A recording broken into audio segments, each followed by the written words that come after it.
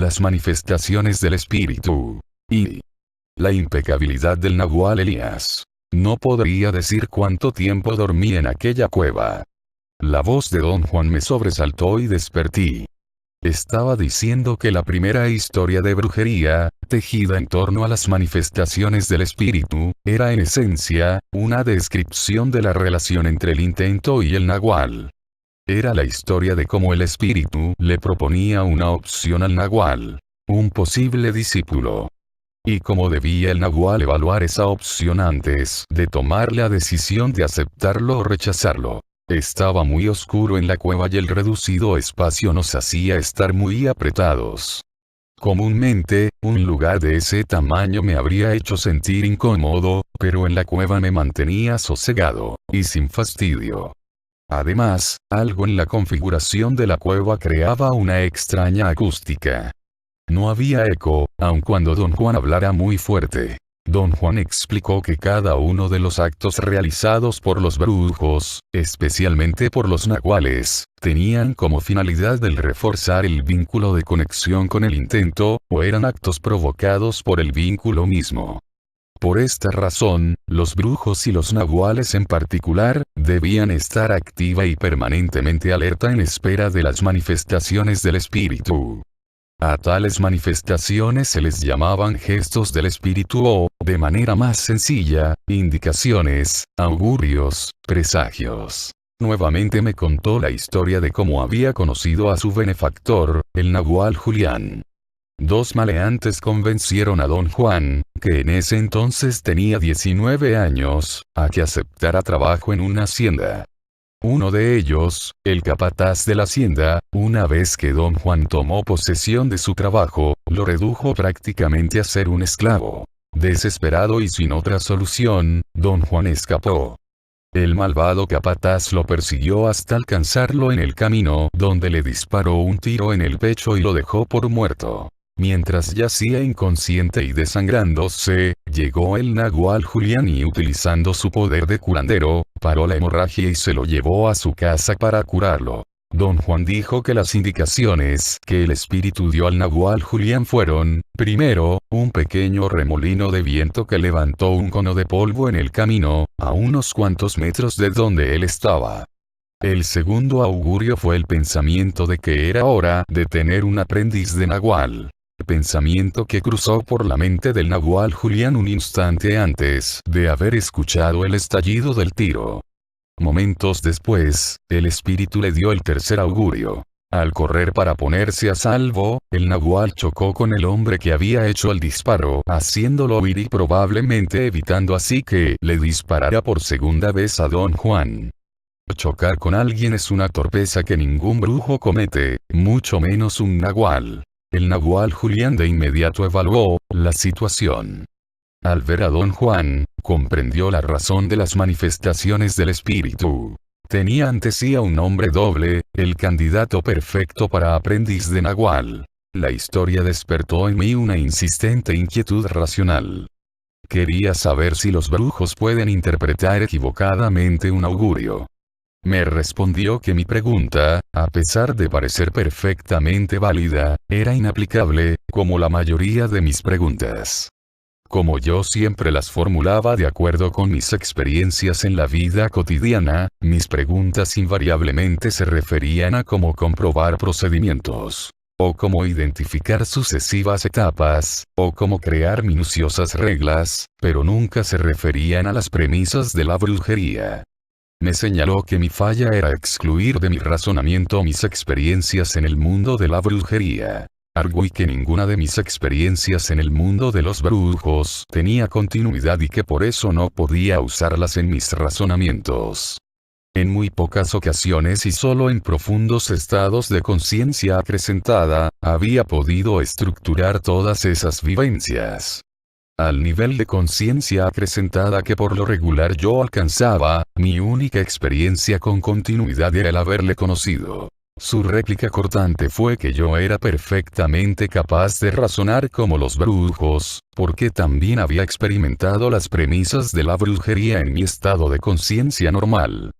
En un tono más placentero añadió que la conciencia acrecentada no revelaba todo lo que se había almacenado en ella hasta el momento en que el edificio del conocimiento de la brujería estuviera completo. Después, respondió a mi pregunta sobre si los brujos pueden malinterpretar los augurios. Explicó que el desconcertante efecto del vínculo de conexión con el intento es darle a uno la capacidad de saber las cosas directamente, por lo tanto cuando interpretan un augurio, los brujos saben su significado exacto sin tener la más vaga noción de cómo lo saben. Su grado de certeza depende de la fuerza y claridad de su vínculo de conexión. Y debido a que los brujos deliberadamente procuran comprender y reforzar ese vínculo, se podría decir que intuyen todo con precisión y seguridad infalibles. La interpretación de augurios es un asunto tan rutinario para ellos que cometen errores solo cuando sus sentimientos personales enturbian su vínculo con el intento. De otra manera, su conocimiento directo es totalmente exacto y funcional. Permanecimos callados por un rato. Ahora voy a contarte la historia del Nahual Elías y las manifestaciones del espíritu, dijo de súbito. El espíritu se les manifiesta a los brujos en cada paso que dan, sobre todo a los nahuales. Sin embargo, la verdad es que el espíritu se revela a todo el mundo con la misma intensidad y persistencia, pero solo los brujos, y en especial los nahuales, le prestan atención. Don Juan comenzó su relato. Dijo que un día, el Nahual Elías iba en camino a la ciudad montado en su caballo. Atravesaba por un atajo, al lado de un maizal, cuando de repente su caballo se encabritó, asustado por el vuelo de un halcón, que a tremenda velocidad, pasó rozando el sombrero del Nahual. Este desmontó de inmediato y se puso en vigilia. Y al instante vio a un hombre que corría entre los altos tallos de maíz. Vestía un costoso traje oscuro y, a juzgar por las apariencias, no tenía nada que hacer en aquellos parajes. El Nahual Elías estaba acostumbrado a ver a los campesinos y a los propietarios de las tierras en los campos, pero nunca había visto a un hombre de ciudad elegantemente vestido, corriendo por entre los sembrados, sin importarle un comino sus ropas y zapatos. El Nahual reconoció que el vuelo del halcón y los atavíos del hombre eran evidentes manifestaciones del espíritu. No podía ignorarlas. Amarró su caballo y se acercó más al lugar donde el hombre corría. Vio que este era muy joven y perseguía a una campesina, quien corría unos metros adelante, eludiéndolo y riéndose. Para el Nahual, las dos personas retozando en el maizal eran una contradicción total. El Nahual pensó que, sin duda alguna, el hombre era el hijo del terrateniente y la joven era la sirvienta de la casa. Le dio vergüenza estar observándolos. Iba a dar la vuelta para irse, cuando el halcón voló nuevamente sobre el maizal, rozando esta vez la cabeza del hombre. El halcón alarmó a los dos jóvenes, quienes se detuvieron en seco y levantaron la vista, tratando de anticipar el siguiente rozón. El Nahual pudo notar que el hombre era delgado y bien parecido, y que sus ojos tenían una expresión inquieta. Se cansaron de vigilar al halcón y regresaron a su juego. El hombre atrapó a la joven, la abrazó y la depositó suavemente en el suelo. Pero en lugar de hacerle el amor, como el Nahual suponía, se quitó la ropa y se paseó desnudo frente a ella. Ella no se cubrió los ojos tímidamente, ni gritó de vergüenza o de miedo. Emitía risitas entrecortadas, hipnotizada por el hombre desnudo pavoneándose alrededor de ella, riendo y haciendo gestos lascivos como si fuera un sátiro mitológico. Finalmente, la visión aparentemente la subyugó y con un grito salvaje, se arrojó a los brazos del joven. Don Juan dijo que el Nahual Elías le confesó que, en esa ocasión, las indicaciones del espíritu habían sido desconcertantes para él. Era más que evidente que el hombre estaba loco. De otra manera, no habría hecho una cosa así. Seducir a una campesina a plena luz del día a unos cuantos metros del camino y completamente desnudo, sabiendo cómo protegen los campesinos a sus mujeres. Don Juan se echó a reír y dijo que en aquellos tiempos, para quitarse la ropa y abandonarse al acto sexual, a plena luz del día y en semejante lugar, se tenía que estar loco o protegido por el espíritu. Añadió que, en nuestros días, a causa de que nuestro diferente sentido de moralidad, lo que hizo el hombre no era una hazaña, pero cuando esto sucedió, hacía casi 100 años, la gente era mucho más inhibida. Todo esto convenció al nagual Elías de que ese hombre estaba al mismo tiempo loco y protegido por el espíritu. Le preocupó al nagual la posibilidad de que pudieran llegar campesinos por el camino, enfurecerse y asesinar al hombre ahí mismo. Pero nada de esto sucedió. El nagual sintió como si el tiempo se hubiera suspendido. Cuando el joven terminó de hacer el amor, se vistió, sacó un pañuelo y limpió meticulosamente el polvo de sus zapatos y, haciendo absurdas promesas a la muchacha, continuó su camino. El nagual Elías lo siguió. De hecho, lo siguió por varios días y descubrió que su nombre era Julián y que era un actor. El nagual lo vio suficientes veces en el escenario como para darse cuenta de que el actor tenía una personalidad carismática. El público, especialmente las mujeres, lo adoraban. Y él no tenía ningún escrúpulo en utilizar esos dones carismáticos para seducir a sus admiradoras. Como el nagual se había empeñado en seguirlo a todas partes, pudo presenciar su técnica de seducción más de una vez. Consistía en exhibirse desnudo ante sus deslumbradas admiradoras tan pronto como estaban a solas, y esperar hasta que las mujeres se rindieran, perplejas ante esa actuación. El procedimiento parecía serle extremadamente eficaz. El nagual pudo comprobar que el actor triunfaba en todo, excepto en una cosa. Estaba mortalmente enfermo.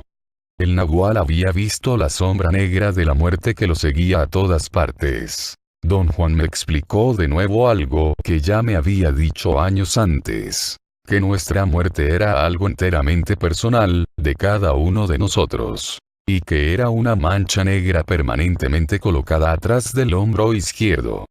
Dijo que los brujos sabían cuando una persona estaba próxima a morir, porque veían que la mancha negra se convertía en una sombra móvil del tamaño y la forma exactos de la persona a la que pertenecía. Al reconocer la presencia inminente de la muerte, el nagual quedó aún más perplejo. Se preguntó cómo era posible que el espíritu hubiera elegido a una persona tan enferma. El nagual había aprendido y aceptado que en el mundo natural no hay taller de reparaciones sino que todo se reemplaza. Y dudaba de tener la habilidad o la fuerza necesarias para reparar la salud del joven y ahuyentar a la negra sombra de su muerte. Inclusive dudaba de poder descubrir por qué el espíritu le había dado una manifestación que era un total desperdicio. No le quedó otra cosa sino permanecer cerca del actor. Seguirlo y esperar la oportunidad de ver con mayor profundidad.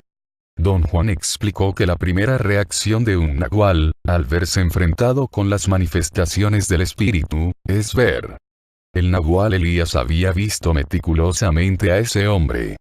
También había visto a la campesina, que formaba parte de la manifestación del espíritu, pero no había visto nada en los dos, que a su juicio, justificara la revelación del espíritu. Sin embargo, su capacidad de ver cobró una gran profundidad durante la última escena de seducción.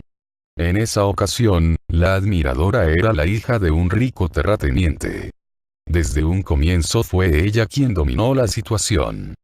El nagual se enteró de todo al escuchar, desde un escondrijo, a la joven retando al actor a encontrarse con ella.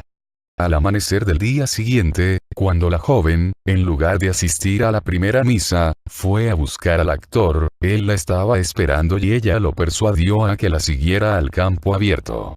Él pareció dudar pero la joven se burló y no le permitió cambiar de idea. Al verlos escabullirse en la semioscuridad, el nagual tuvo la certeza de que ese día acontecería algo que ninguno de los participantes esperaba.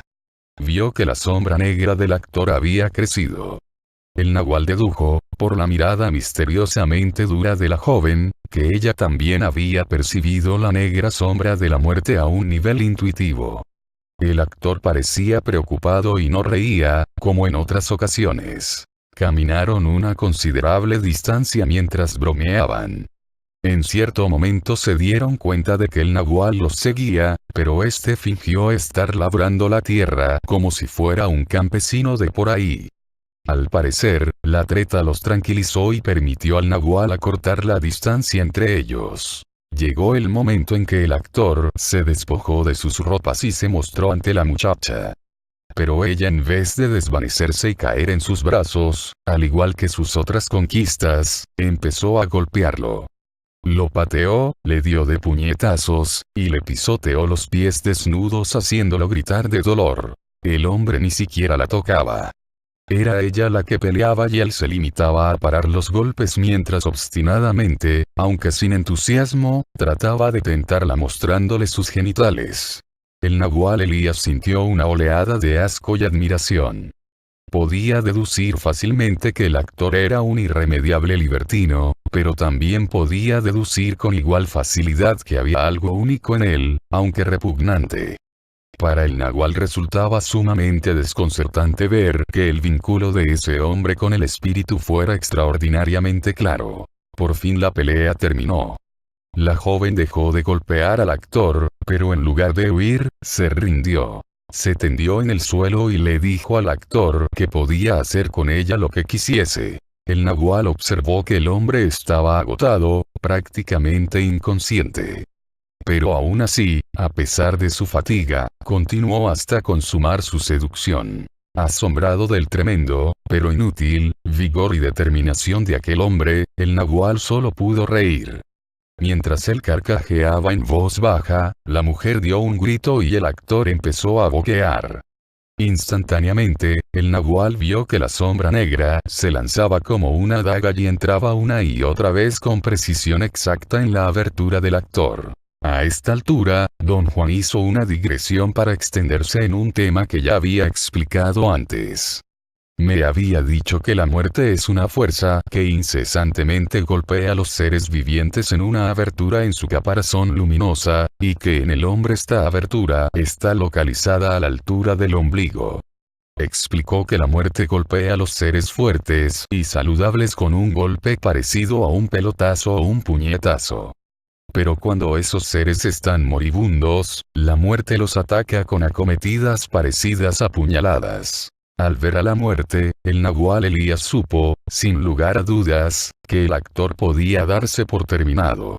Automáticamente, la inminente muerte del actor acababa con su interés en los designios del espíritu.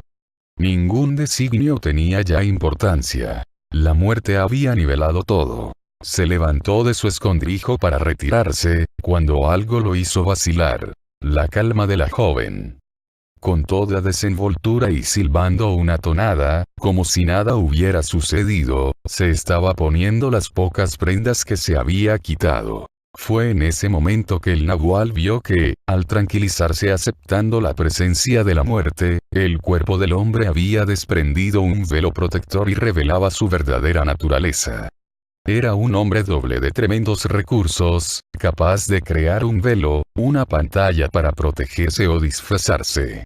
Era un perfecto brujo natural. Un candidato ideal para aprendiz de nahual, de no ser por la negra sombra de la muerte. La sorpresa del nahual fue total.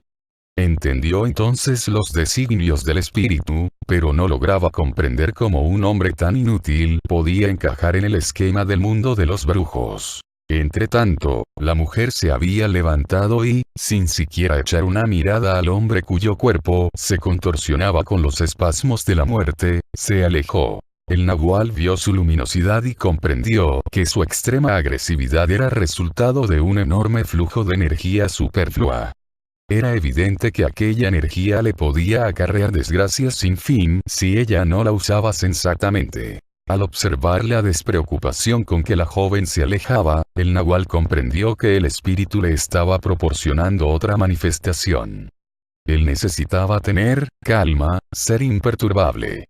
Le precisaba actuar como un verdadero nahual. Intervenir por el simple gusto de hacerlo. Enfrentar a lo imposible como si no tuviera nada que perder. Don Juan comentó que tales incidentes servían para probar si un nahual es real o falso. Los nahuales toman decisiones y, sin importarles las consecuencias, ponen manos a la obra o se abstienen de hacerlo. Los impostores reflexionan, y sus reflexiones los paralizan. Habiendo tomado su decisión, el nahual Elías llegó con toda calma al lado del moribundo e hizo lo primero que su cuerpo, no su mente, le ordenaba. Golpeó el punto de encaje del actor para hacerlo entrar en un estado de conciencia acrecentada. Lo golpeó frenéticamente, una y otra vez. Ayudado por la fuerza misma de la muerte, los golpes del nahual movieron el punto de encaje del actor hasta un sitio en donde la muerte no cuenta y, allí, el hombre cesó de morir. Para cuando el actor comenzaba a respirar de nuevo, el nahual ya había valorado la magnitud de su responsabilidad. Para que ese hombre pudiera rechazar la fuerza de su muerte, debía permanecer en un profundo estado de conciencia acrecentada el tiempo que fuera necesario. Considerando el avanzado deterioro físico que el joven sufría, no se podía moverlo de ese lugar, de lo contrario moriría instantáneamente. El nahual hizo lo único que era posible hacer dadas las circunstancias. Construyó una choza alrededor del hombre postrado y lo cuidó durante 3 meses, mientras guardaba total inmovilidad. En ese momento intervinieron mis pensamientos racionales, y quise saber cómo había hecho el nahual Elías para construir una choza en propiedad ajena. Yo sabía que la gente del campo es recelosa con la propiedad de su tierra. Don Juan admitió haber hecho la misma pregunta. El nahual Elías le contó que lo primero que hizo después de que el actor comenzó a respirar nuevamente, fue correr tras la joven. Ella era una figura dominante en la manifestación del espíritu. La alcanzó no muy lejos del lugar donde yacía el actor y en lugar de hablarle del joven, del aprieto en que estaba y pedirle su ayuda, el nahual asumió una vez más total responsabilidad. Saltando como un león, le asestó un golpe de vida o muerte en su punto de encaje. La joven se desmayó, pero su punto de encaje se desplazó. El nahual cargó a la joven hasta el lugar donde yacía el actor y pasó todo el día tratando de que ella no perdiera la razón y de que el hombre no perdiera la vida. Cuando estuvo relativamente seguro de que había controlado la situación, regresó a la ciudad y fue a ver al rico terrateniente padre de la joven. Escogiendo sus palabras con mucho cuidado, el nahual se presentó como un curandero, y le dijo al hombre que su hija estaba inconsciente y herida de gravedad. Le explicó que esa mañana, muy temprano, él había salido al campo a juntar hierbas medicinales y que, sin esperarlo, había tropezado con un joven y una joven gravemente heridos por la descarga eléctrica de un rayo.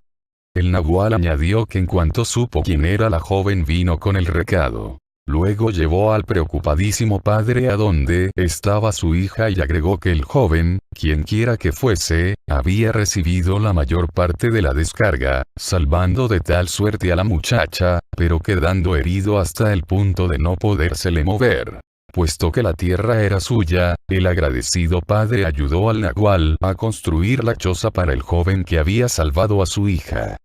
Y en 3 meses el nahual logró lo imposible: sanar al joven. Cuando llegó la hora de que el nahual se marchase, su sentido de la responsabilidad y el deber le exigieron que previniera a la joven acerca de su excesiva energía y las graves consecuencias que le podría acarrear en su vida y en su bienestar. Como era obligatorio en esos casos, el sentido de responsabilidad incluía el pedirle, sin más ni más, que se uniera a su grupo y al mundo de los brujos, como la única posibilidad de frenar su fuerza autodestructiva. La mujer no dijo una palabra. Y el nahual Elías se vio obligado a decirle lo que todos los nahuales, a través de los siglos, han dicho a sus presuntos aprendices. Que los brujos hablan de la brujería como si esta fuera un ave mágica, misteriosa, que detiene su vuelo para dar propósito y esperanza al hombre. Que los brujos viven bajo el ala de esa ave, a la que llaman el pájaro de la sabiduría, el pájaro de la libertad y que lo alimentan con su dedicación e impecabilidad. Le expresó enfáticamente que los brujos sabían que el vuelo del pájaro de la libertad es siempre en línea recta, ya que esa ave no tiene modo de hacer curvas en el aire, de girar y volver atrás. Y que el pájaro de la libertad solo puede hacer dos cosas: llevar a la gente consigo o dejarlos atrás. El nahual Elías no podía hablarle al joven en los mismos términos. Él todavía estaba mortalmente enfermo y no tenía muchas alternativas. Aún así, el nahual le dijo que si deseaba curarse tendría que seguirlo incondicionalmente. El actor aceptó sin vacilar. El día en que el nahual Elías emprendió el camino de regreso a su casa, la joven lo esperaba silenciosamente en las afueras de la ciudad. No llevaba maleta, ni siquiera una canasta. Parecía haber ido solamente a despedirlos. El nahual continuó caminando sin mirarla, pero el actor, a quien llevaban en una camilla, hizo esfuerzos por hacerle señas de adiós. Ella rió y sin decir una palabra se unió al grupo del nahual. No tuvo ningún problema, ninguna duda en dejar todo atrás. Había entendido perfectamente que no habría una segunda oportunidad y que el pájaro de la libertad o se lleva a la gente consigo o los deja atrás. Don Juan comentó que la decisión del actor y de la joven no era de extrañar. El nahual Elías los había afectado profundamente, ya que la fuerza de la personalidad de un nahual es siempre abrumadora. En 3 meses de interacción diaria, los había habituado a su firmeza, a su desprendimiento, a su objetividad. Les había encantado su sobriedad y, sobre todo, su total dedicación a ellos. A través de su ejemplo y sus actos, el nahual Elías les había proporcionado una visión constante del mundo de los brujos. Un mundo sustentador y formativo, por un lado, y excesivamente exigente por otro. Un mundo que admitía muy pocos errores. Don Juan me recordó entonces algo que me repetía con mucha frecuencia, aunque yo me las arreglaba siempre para no pensar en eso. Dijo que yo no debía olvidar, ni por un instante, que el pájaro de la libertad tiene muy poca paciencia con la indecisión y que, una vez que se va, jamás regresa. La escalofriante resonancia de su voz hizo que el pacífico ambiente de la cueva vibrara como si hubiera sido electrificado. Un segundo más tarde, don Juan estableció nuevamente la pacífica oscuridad con la misma rapidez con la cual invocó la urgencia. Me dio un ligero puñetazo en el brazo. Esa mujer era tan poderosa que podía lidiar con lo que fuera, dijo. Se llamaba Talía.